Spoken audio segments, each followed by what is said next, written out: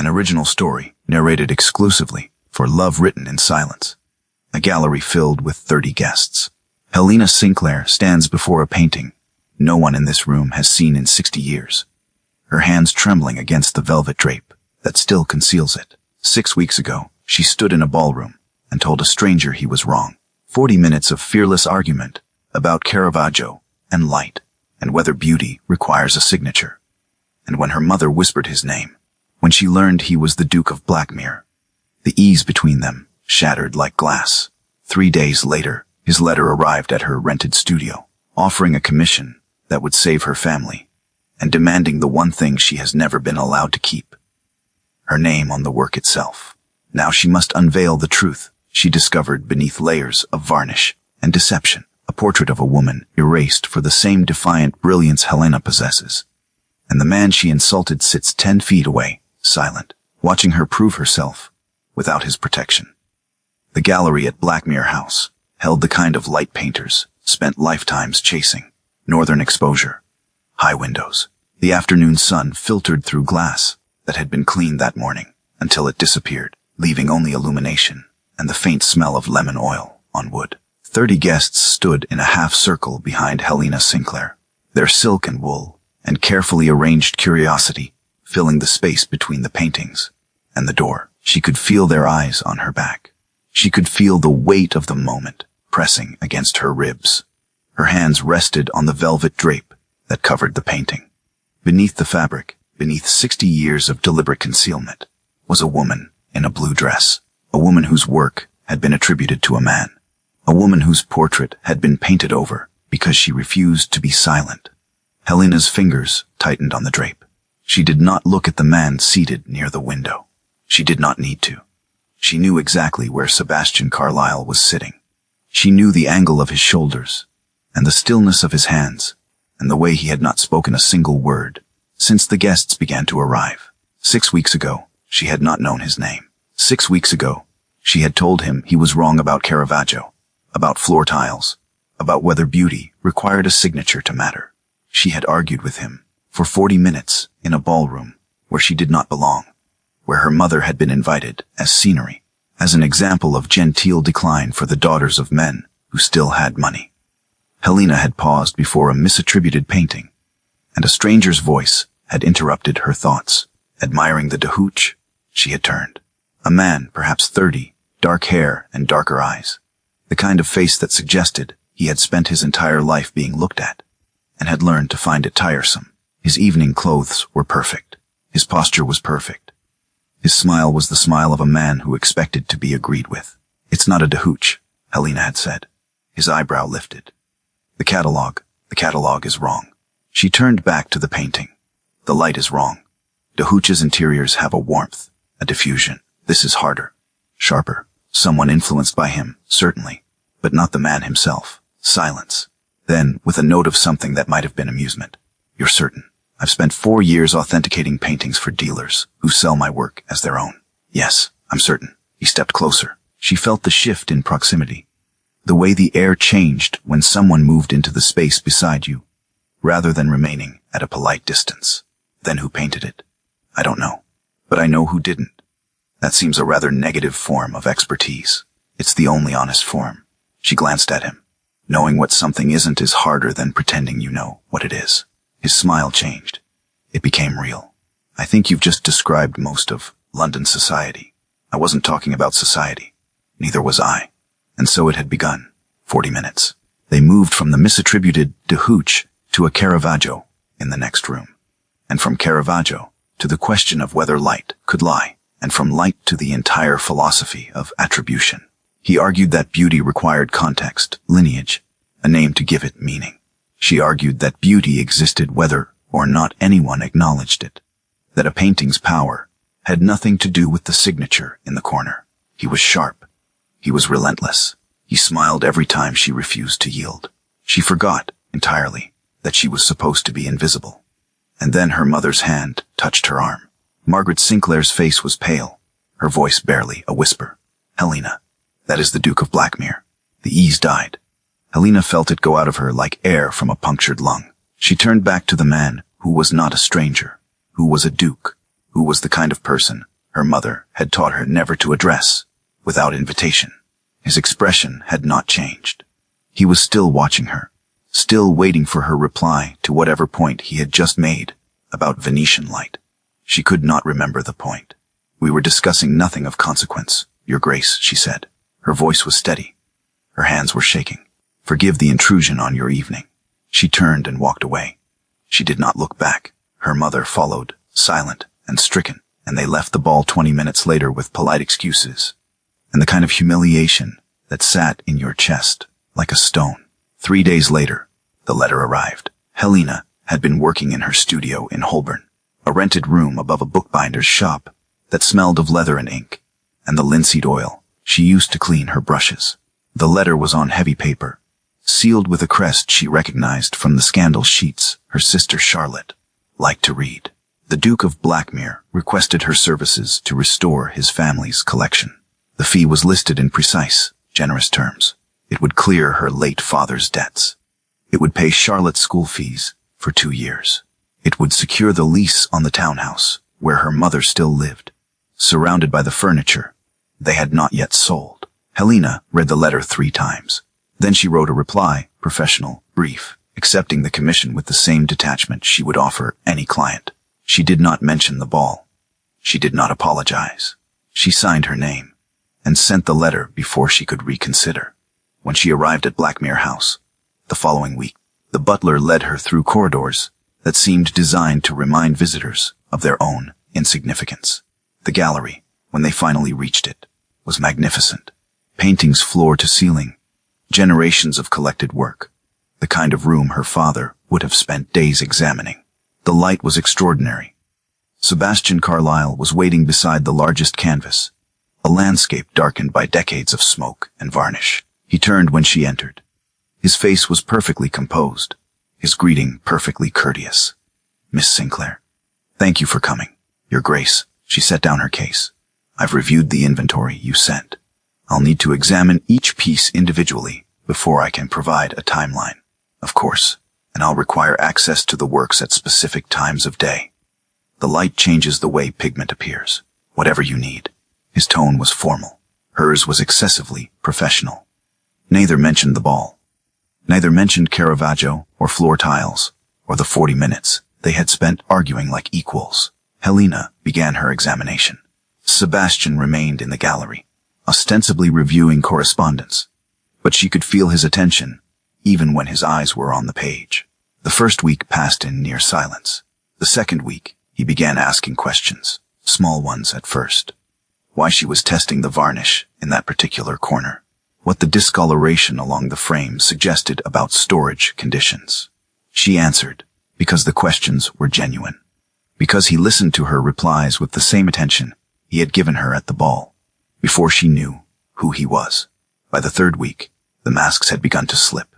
He brought her tea without asking, setting the cup on the table beside her brushes.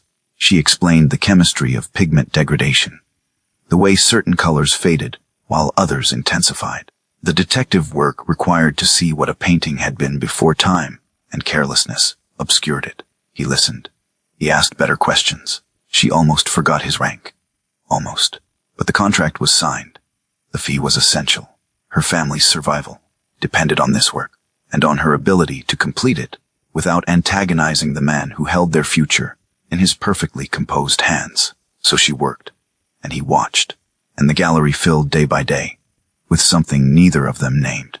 The weeks folded into each other, measured in the slow transformation of canvas and light. Helena arrived each morning at 9, when the sun slanted through the eastern windows and turned the gallery into a cathedral of illumination. She worked in silence, her hands steady, her focus absolute. The paintings revealed themselves layer by layer, a century of smoke lifting under her careful solvents, colors emerging like secrets, finally allowed to breathe. Sebastian visited daily. At first he claimed inspection, walking the perimeter of the gallery with his hands behind his back, pausing to examine her progress with the detached interest of a patron reviewing an investment. But by the second week, the pretense had thinned. He began arriving with questions about pigment composition, about the way she identified overpainting, about whether it was possible to restore something without erasing the marks time had left on it. "You're asking whether restoration is a form of lying," Helena said one afternoon, not looking up from the canvas she was cleaning. A pastoral scene, sheep and hills, and a sky that had been brown with varnish, and was now, inch by revealed inch, becoming blue again. "I'm asking whether it's possible to return something to what it was, or whether we're only ever creating what we imagine it should have been." She paused, set down her brush, turned to face him. He was standing by the window, the light catching the angles of his face, and for a moment she forgot to be careful. "We're revealing what the artist intended. The varnish, the smoke, the overpainting by later hands, those are the lies. Removing them is the closest we can come to truth. And if the truth is disappointing, then at least it's honest." His mouth curved. Not the social smile, the practiced one. The real smile, the one that made him look younger and sad and entirely human. "You have a remarkable faith in honesty, Miss Sinclair. It's the only thing I've ever been good at." Something shifted in his expression. He looked at her for a long moment, and she had the sudden, unsettling sense that he was seeing past the professional detachment she wore like armor, past the careful deference she maintained because he was a duke, and she was a woman who restored paintings for money. Then he turned back to the window. "I'll leave you to your work." But he did not leave. He sat in the chair near the door, the one with the worn velvet seat that suggested it had been placed there long ago for someone who liked to watch the light move across the walls. He opened a book. He did not read it. Helena returned to her canvas and pretended not to notice. The quiet between them held a peculiar weight. Lady Constance Drummond arrived on a Tuesday, sweeping into the gallery with a kind of entrance that suggested she expected applause. She was Sebastian's aunt, 54, handsome in the way of women who had been beautiful once and refused to acknowledge the past tense. Her gaze moved over Helena with the brief, dismissive assessment reserved for servants and tradespeople. "Sebastian, darling, I had no idea you were undertaking such an ambitious project." She crossed to the nearest painting, a portrait Helena had finished the previous week. "How lovely. One can hardly tell it's been touched." "That's the intention," Helena said. Constance turned. Her smile was cool. "Of course, you must be the restorer. How industrious." Sebastian's voice was perfectly even. "Miss Sinclair has been working on the collection for nearly a month. The results have been exceptional, I'm sure." Constance's attention drifted back to the portrait. "Though I do hope you're planning to have the work reviewed before any public exhibition. The Royal Academy has such strict standards for authentication. It would be dreadful if any questions arose about provenance." Helena's hand stilled on the canvas. She did not look up. She did not need to. The threat was clear. Not gossip, not whispers, institutional dismissal. The suggestion that her work required a man's approval before it could be trusted. "Miss Sinclair's credentials are impeccable," Sebastian said. His tone had not changed, but something beneath it had gone cold. Her late father was one of the most respected authenticators in England. She trained under him for 8 years. How charming, a family trade. Constance adjusted her gloves. "Still, I'm sure you understand the necessity of proper verification. For the collection's sake." She left 20 minutes later, trailing perfume and the faint, poisonous residue of doubt. Helena continued working. Her hands were steady. Her jaw was tight. Sebastian remained in his chair. He did not speak. The quiet stretched until it became unbearable, and finally Helena set down her brush and turned to face him. "You don't need to defend me. I wasn't defending you. I was stating a fact. She's your family. That doesn't make her correct." Helena picked up a clean cloth, folding it with unnecessary precision. "She's going to push for the Academy review. You know that. Let her. And if they dismiss my work, if they require a man's signature before your collection can be exhibited." He stood, crossed the gallery to where she stood beside the easel. He did not touch her, but he was close enough that she could see the fine lines at the corners of his eyes, the tension in his jaw. "Then they will be wrong, and we will prove it." Did you think I was going to stand aside and let them question your expertise? I think you're a duke, and I think institutional power doesn't care about expertise when there's a woman holding the brush. His expression shifted. Something in it softened, and for a moment he looked almost uncertain. Do you want me to withdraw the commission? If this is going to damage your reputation. No. The word came out sharper than she intended. I need this work. My family needs this work. I'm not walking away because your aunt doesn't believe women should be trusted with valuable paintings. Then we continue. And when the Academy sends their reviewer, then you show them the same thing you've shown me. The truth, in every brushstroke. He returned to his chair. Helena returned to her canvas. But the air between them had changed again, charged with something neither of them was ready to name. That evening, as the light began to fail and Helena prepared to leave, she noticed a small pen and ink drawing tucked into the corner of a cabinet. A caricature, skillfully done, labeled in a careless hand. The insufferable Duke. The figure was unmistakably Sebastian. Same dark hair, same aristocratic nose, but drawn with obvious affection. The kind of teasing that only came from love. She pulled it free, turned. Sebastian was still in his chair, watching her. Who drew this? His face changed. The mask he wore so carefully cracked, just for a moment, and she saw the grief beneath it. Raw, unhealed. My brother, Edmund. His voice was quiet. He died 3 years ago. Helena looked down at the drawing. The ink was fading, the paper soft with age. He was talented. He was insufferable. A pause. He was the only person who ever told me the truth. She set the drawing back in the cabinet. Handling it with the same care she gave to paintings worth thousands of pounds. When she looked up, Sebastian was watching her with an expression she could not read. I'm sorry, she said. He nodded. Did not speak. What followed was the kind of quiet that understood some griefs could not be answered with words. Helena left the gallery as the last light drained from the sky. Behind her, Sebastian remained in his chair, alone with his brother's drawing, and the painting slowly returning to life, under a stranger's hands. The discovery came in the 5th week, on a morning when the gallery was filled with the kind of light that made colors sing. Helena was working on a landscape, a sweeping view of hills and sky that had been damaged by water at some point in its history. The canvas had buckled, the paint cracked and lifting in places. She had been stabilizing it for days, carefully re-adhering the paint layer, when she noticed something odd about the stretcher frame. Scratches. Deliberate ones. A series of marks along the inner edge of the wood, hidden from view, unless you remove the canvas entirely. Her hand stilled. She knew those marks. She had seen them 100 times in her father's workshop, on paintings he had authenticated, over decades of work. Nathaniel Sinclair's cipher. His private mark, scratched into the wood, where only another expert would think to look. This was her father's work. She stood abruptly, crossing to the next painting she had restored. A still life, fruit and flowers arranged with mathematical precision. She lifted it from the wall, turned it over. There, on the stretcher frame, hidden beneath decades of dust, the same marks.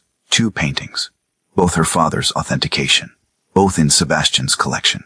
Helena's chest felt tight. She set the still life down with shaking hands and returned to the landscape.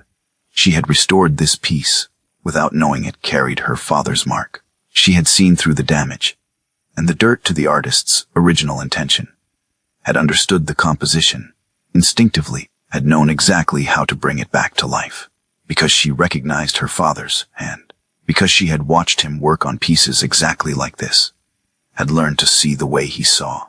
The door opened. Sebastian entered, carrying the same leather-bound book he never seemed to read. He took one look at her face and stopped. What's wrong? She gestured to the painting. This is my father's work. And the still life. He authenticated both of them. His cipher is on the stretcher frames. Sebastian crossed to the landscape, examining the marks she indicated. His expression was unreadable. You didn't know. Her voice sounded strange to her own ears. I've been restoring my father's paintings for 5 weeks, and I didn't know until now. Does it matter? Of course it matters. She pressed her hands flat against the work table, kneading the solidity of wood beneath her palms. My best work on these canvases, it came so easily. I thought it was because I understood the artist's technique. But what if it was just recognition? What if I'm not seeing what's there? I'm seeing what my father taught me to see. He was quiet for a long moment. Then, or perhaps you're seeing what's there because he taught you how to look. Those aren't the same thing, aren't they? No, he moved closer, not touching her, but near enough that she could feel the warmth of him in the cool gallery air. Your father taught you the technique, the chemistry, the history, how to identify pigments and understand light. But what you do with that knowledge, the way you see through damage to the truth beneath it, that's yours. He gave you the tools. You're the one using them. Helena wanted to believe him. But the doubt had taken root, cold and insidious, wrapping around her certainty, like varnish obscuring paint. How did you acquire these paintings? They were purchased at auction 4 years ago. I can have the records pulled if you... 4 years ago, the same year my father died. She looked up at him. The same year, his collection was sold to pay his debts. Understanding moved across his face. You think these were his? I don't know, but I'd like to find out. He nodded. I'll send for the provenance documentation this afternoon. The records arrived 2 days later. Helena read them in the small sitting room Sebastian had given her for breaks, a space with good light and a view of the gardens.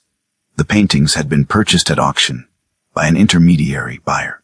The seller was listed as the Sinclair estate. The price paid was a fraction of their actual value. The intermediary buyer's name was listed in the final line of the documentation. Lady Constance Drummond. Helena set down the papers. Her hands were very steady. Everything inside her had gone cold and clear and absolutely certain. Sebastian found her an hour later, still sitting with the documents spread across the low table. He looked at the name, looked at her face. I didn't know, he said quietly. I believe you. I can return them. If you want your father's work back. No. She stood, gathering the papers with precise movements. I don't want charity. I want my father's name on the provenance, and I want to finish the restoration.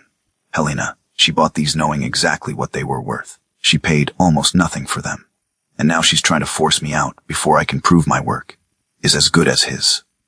Helena looked at him directly, her chin lifted. I won't give her the satisfaction. His expression shifted into something fierce and proud. Let me make sure she doesn't get it. But that night, alone in her studio in Holborn, Helena stared at the canvas she had been working on, a piece that had nothing to do with Sebastian's commission. A small landscape she was restoring for a dealer who would sell it under his own authentication. Her hands moved through the familiar motions. Solvent cloth, the careful removal of decades of grime, and all she could think was, how much of this is mine? How much of what I see is only what he taught me to see? The question followed her into sleep and waited for her when she woke. The hidden portrait emerged on a Thursday afternoon, 6 weeks into the commission. Helena had been working on a damaged landscape, a pastoral scene that had suffered water damage along one edge. The varnish had darkened unevenly, and beneath it the paint had begun to lift. She had been removing the degraded varnish layer by layer, working with the methodical patience the task required, when her solvent-dampened cloth revealed something unexpected. Blue, a vivid, luminous blue that had nothing to do with the sky in the pastoral scene. She stopped, leaned closer. The blue was beneath the landscape, a different painting entirely, deliberately covered. She had seen this before, artists reusing canvases, painting over earlier works to save the cost of new materials. But this felt different. The landscape above was competent, but unremarkable. The blue beneath it sang. Helena sat back, her mind racing through possibilities. She would need to test the paint layers, determine whether removing the upper painting would damage what lay beneath. She would need Sebastian's permission to proceed. This could take weeks. She found him in the library, reading correspondence with the same focused attention he gave to everything. He looked up when she entered, and something in her expression made him set down the letter. There's another painting, she said. Beneath the landscape I've been restoring. It was deliberately covered. He stood. Show me. In the gallery, she indicated the patch of blue she had revealed. I'll need to do more tests, but I believe the underlying work is significantly older than the landscape, and possibly more valuable. Can you uncover it without destroying the landscape? The landscape isn't worth saving. The technique is mediocre, the composition derivative. Whoever painted it was copying better work. She touched the edge of the blue with careful fingers. But this is something else. Then uncover it. The work took 3 weeks. Helena proceeded with exquisite caution, removing the landscape layer by layer, documenting every stage. The blue resolved into fabric, a dress richly painted, the kind of work that suggested an artist who understood how light moved across silk. Then a hand, pale against the blue, holding something Helena couldn't yet discern. Then a face. A woman, perhaps 40, with dark hair and direct eyes, and an expression of absolute composure. In her hand, a botanical illustration, a spray of leaves and flowers, rendered with scientific precision. Helena stepped back.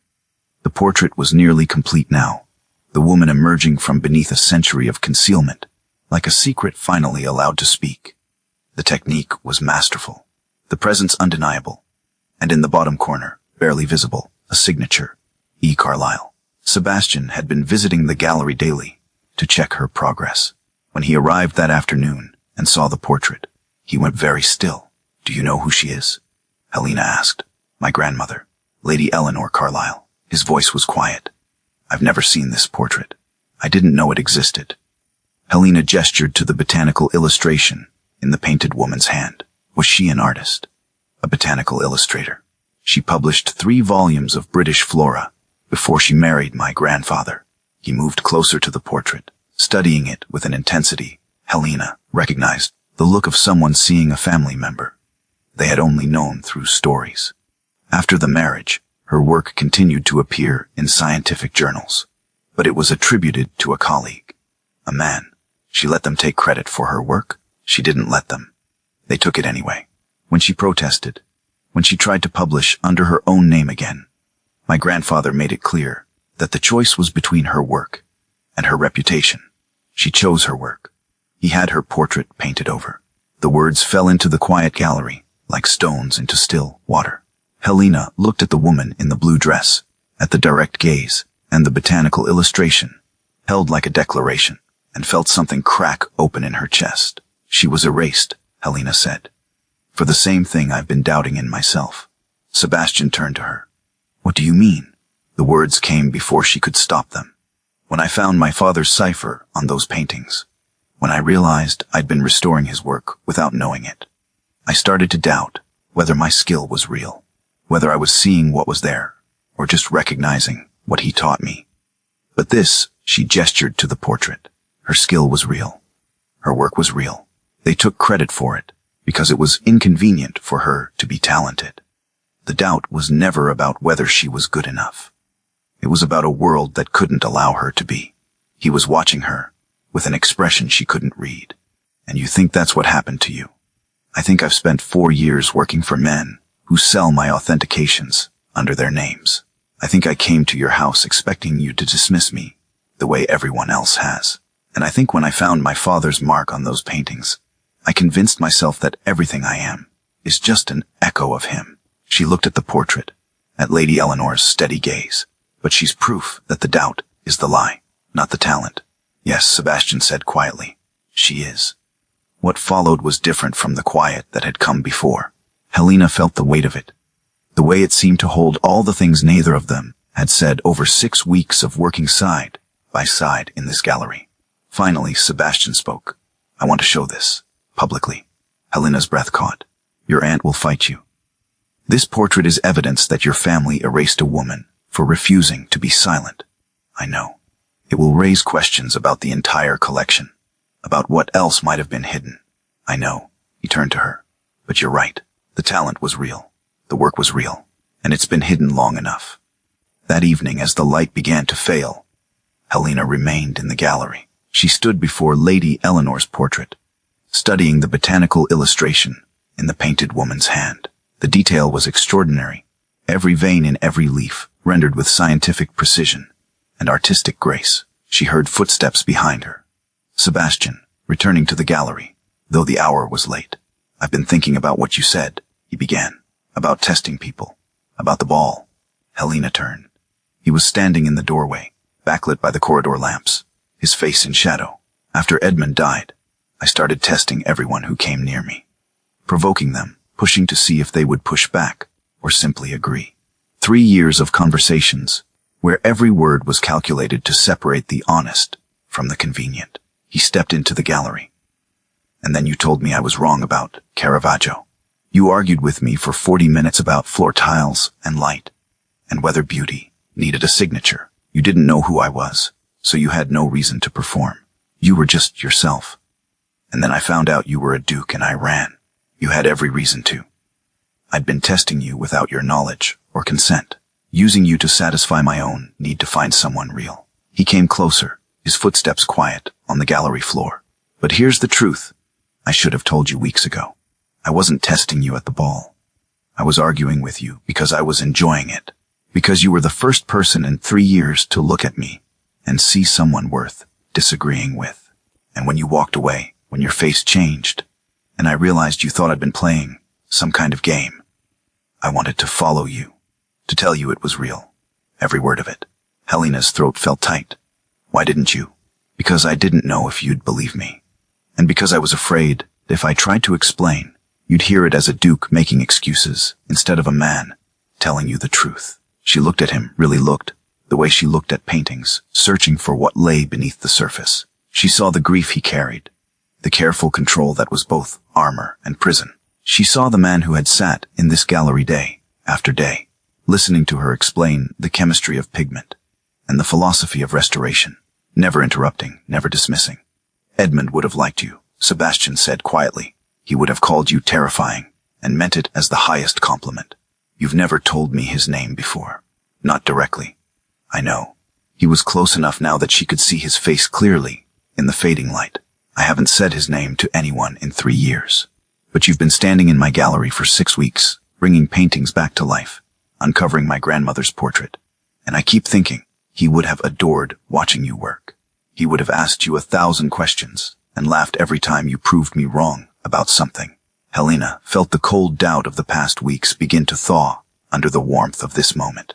I'm going to show the portrait, with full authentication notes. My name on the provenance, I know. Your aunt will use it against me. She'll say I'm exploiting your family's history. She'll push harder for the Academy review. Let her. His voice was steady.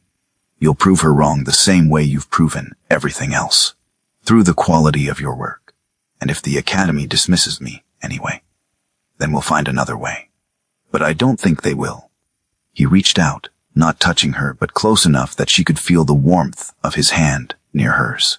You see truth in paintings that have been hidden for a century. You brought my grandmother back from beneath a layer of lies. You don't need my endorsement. You need the world to see what I've been watching for 6 weeks. That you're extraordinary. She turned her hand, palm up. He laced his fingers through hers. Neither of them spoke. The gallery filled with shadows as the last light died, and they stood together before the portrait of a woman who had refused to be silent, holding on. The Royal Academy's reviewer arrived on a gray morning 3 days before the planned unveiling. Dr. Marcus Thornby, 68, with the kind of face that suggested he had spent a lifetime pronouncing judgment and had learned to enjoy it. Lady Constance had arranged the visit personally, arriving at Blackmere an hour before Thornby to ensure, as she put it, everything was in order for such an important examination. Helena met them in the gallery, her authentication notes prepared, her evidence organized. She had barely slept the night before, running through every possible challenge, every question Thornby might raise. Her father had dealt with Academy reviewers dozens of times. She had watched him present evidence with calm authority, had learned that the key was not to defend, but to demonstrate. She would not defend. She would show the truth and let it speak. Thornby examined the restored paintings first, the works Helena had completed over the past 6 weeks. He studied them with performative skepticism, holding a magnifying lens to the brushwork, questioning her choice of solvents, requesting documentation for every technical decision. Helena answered each question with precision, her voice steady, her hands still. Sebastian sat near the window, ostensibly reading correspondence. He did not look up. He did not intervene. Helena understood why. If he defended her, if he used his authority to silence Thornby's questions, it would confirm exactly what Constance wanted the world to believe, that Helena's work required a duke's endorsement to be credible, that she could not stand on her own expertise. So he sat without speaking, and Helena faced Thornby alone, and the price of that restraint cut deep. And this, Thornby said, stopping before Lady Eleanor's portrait, this is the piece Lady Constance mentioned. The supposed discovery. Not supposed, Helena said quietly. Documented. I have the full technical analysis here. She handed him the authentication notes. 20 pages of evidence. The paint layer analysis, showing the portrait's age relative to the landscape painted over it. The stylistic comparison with Lady Eleanor's known botanical illustrations. The archival research confirming that Eleanor Carlyle had been a published illustrator, whose work was later attributed to a male colleague. Thornby read in silence. Helena waited. Lady Constance stood near the door, her expression carefully neutral. But Helena could see the tension in her shoulders. Finally, Thornby looked up. The technical analysis is thorough, but you're asking the Academy to accept that a significant portrait was deliberately concealed, and that you, working alone, have both uncovered it and authenticated it. That's an extraordinary claim. Yes, Helena said. It is, and you expect us to simply take your word for it. No, I expect you to examine the evidence and reach your own conclusion. The evidence you prepared. The evidence the painting itself provides. I'm simply presenting what's there. Constance spoke from the doorway, her voice gentle. Dr. Thornby, I think what concerns the Academy is the question of independent verification. Miss Sinclair is undoubtedly talented, but for a discovery of this magnitude, surely a second opinion is unnecessary, Helena said. Her voice was still quiet, but something in it had changed. Unless you're suggesting that my technical analysis is flawed, in which case I invite you to point out the specific errors. A hush fell. Thornby looked at her for a long moment. Then he returned his attention to the authentication notes, reading more slowly this time. Helena waited. She did not look at Sebastian. She did not look at Constance. She kept her eyes on Thornby, and her breathing steady, and her hands loose at her sides. Finally, Thornby set down the notes. The analysis is sound. The evidence is compelling. I see no reason to question the authentication. Constance's face went very still. However, Thornby continued. I will recommend that the Academy send a formal representative to the unveiling. For the record. Of course, Helena said. Thornby left 20 minutes later. Constance followed shortly after, her goodbye to Sebastian clipped and cold. When the gallery was empty again, when the sound of their footsteps had faded down the corridor, Helena sat down on the nearest chair. Her hands were shaking. Sebastian crossed the room, sat beside her, did not speak. You didn't defend me, Helena said. Because if you had, it would have confirmed that I needed defending. Yes, she looked at him. That was the hardest thing I've ever watched you do. His jaw was tight. That was the hardest thing I've ever done. Sitting there, while he questioned your expertise, knowing I could silence him with a word. Choosing not to, because you needed to defeat him yourself. Thank you. Don't thank me. I hated every second of it. She laughed, a shaky sound that was half relief and half hysteria. So did I. He reached for her hand. She let him take it. They sat together in the quiet gallery, surrounded by the paintings she had brought back to life. And neither of them let go. That night, Helena worked late in the gallery, preparing the final details for the unveiling. She had decided how to present Lady Eleanor's portrait, centered, alone, with the authentication notes displayed beside it. Not as part of the Carlyle collection, but as its own discovery. A truth that stood independent of the family that had tried to hide it. She was adjusting the lighting when she heard footsteps. Sebastian, entering the gallery, though the hour was well past midnight. You should be asleep, she said. So should you. He crossed to where she stood before the portrait. For a long moment, he simply looked at his grandmother's face, at the direct gaze, and the botanical illustration, held like a weapon. She loved my grandfather, he said quietly.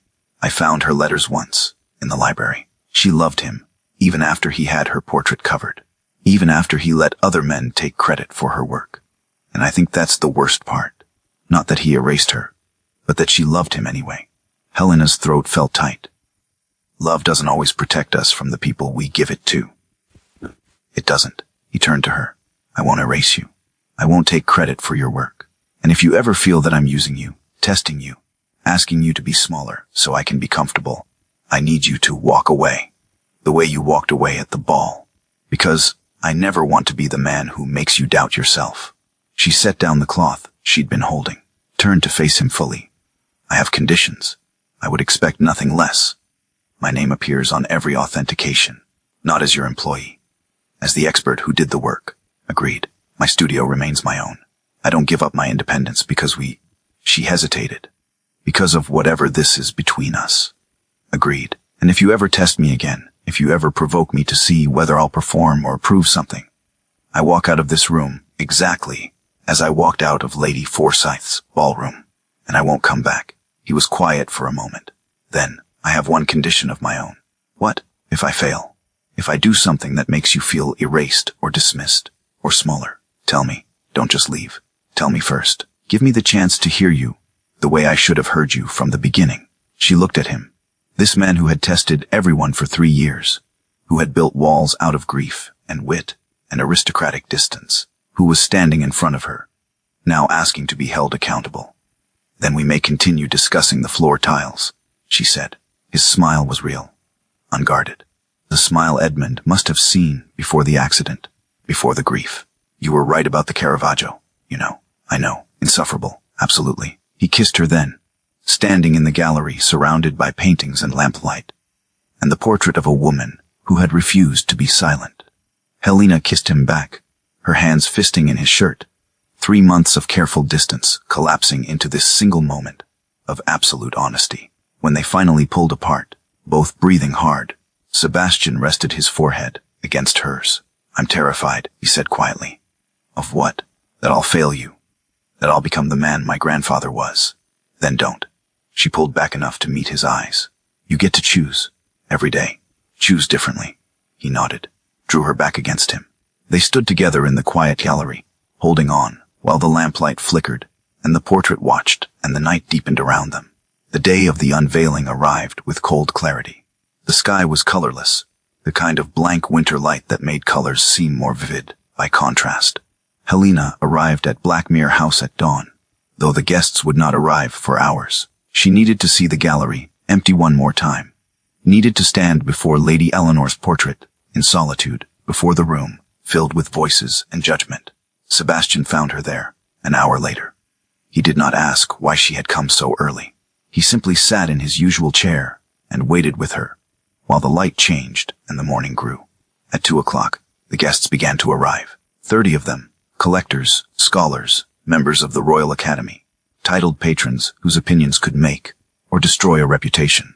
Lady Constance came early, positioning herself near the entrance with the practiced ease of someone who knew how to control a room. She greeted each arrival with warm smiles and carefully placed comments about the Carlisle collection, about Sebastian's dedication to preserving his family's heritage, about how lovely it was that he had employed such a meticulous restorer. Helena listened from the far end of the gallery. Meticulous, not brilliant, not expert. Meticulous, like a servant who had cleaned something well. The restored paintings were admired. Guests circulated, examining the work Helena had done over 3 months, commenting on the clarity of color, the way centuries of grime had been lifted to reveal the original beauty beneath. Several collectors paused to read the small plaques Helena had prepared, noting the techniques used, the challenges overcome. Not one plaque bore her name. Sebastian had wanted to include it. Helena had refused. Let the work speak first, she had said. If they ask, I'll tell them. But I won't claim credit before they've decided whether the work deserves it. At 3 o'clock, when the guests had settled into comfortable circulation, Helena stepped forward. The room quieted. She stood before the covered portrait, her hands steady on the velvet drape, and began to speak. 3 months ago, I was asked to restore the Carlisle collection. What I found was more than damaged varnish and degraded pigment. I found evidence of deliberate concealment. Beneath this landscape, she gestured to the frame beside her, where the pastoral scene had been remounted for reference, was another painting entirely, a portrait that had been covered, deliberately, and hidden for more than 60 years. She pulled the drape free. The portrait of Lady Eleanor Carlisle emerged into the light. The blue dress seemed to glow. The woman's direct gaze met the room with unflinching composure. In her hand, the botanical illustration was rendered with such precision that individual leaf veins were visible. The gallery went absolutely silent. Helena continued, her voice steady. This is Lady Eleanor Carlisle, the 3rd Duke's wife. She was a botanical illustrator who published 3 volumes of British flora before her marriage. After her marriage, her work continued to appear in scientific journals, but it was attributed to a male colleague. When she protested, when she attempted to publish under her own name again, This portrait was painted over. She gestured to the authentication notes displayed beside the portrait. The evidence is here. Paint layer analysis showing the portrait predates the landscape by at least 40 years. Stylistic comparison with Lady Eleanor's known botanical work, demonstrating consistent technique and subject matter. Archival research confirming her publications and the subsequent attribution to her colleague. A hand raised. Lord Pemberton, a collector whose opinion carried weight, who performed this analysis. I did, and you are, Helena Sinclair. I've been restoring the Carlisle collection for the past 3 months. Another voice, this one belonging to a woman Helena didn't recognize. What are your credentials? I trained under my father, Nathaniel Sinclair, for 8 years. He was an authenticator for the British Museum and the Royal Academy. I've been working independently for 4 years, primarily in restoration and attribution. Dr. Thornby stepped forward. Helena's pulse jumped, but she kept her face composed. I examined Miss Sinclair's technical analysis 3 days ago, at Lady Constance's request. The methodology is sound. The evidence is compelling. I found no reason to question the authentication. The room shifted. Helena felt it, the way attention crystallized, the way skepticism began to yield to genuine interest. Questions came. Helena answered each one with the precision her father had taught her, citing specific pigment compositions, explaining the process of removing the overlying landscape without damaging the portrait beneath, walking the guests through the archival evidence that confirmed Lady Eleanor's identity and her work. She did not look at Sebastian. She did not need his endorsement. The painting spoke for itself. After 20 minutes, the questions slowed. Guests began to approach the portrait directly, examining the brushwork, the extraordinary detail of the botanical illustration. Helena heard fragments of conversation, remarkable discovery, exceptional technique. Can't believe it was hidden. Lady Constance stood near the window, her face composed, but her hands tight on her reticule.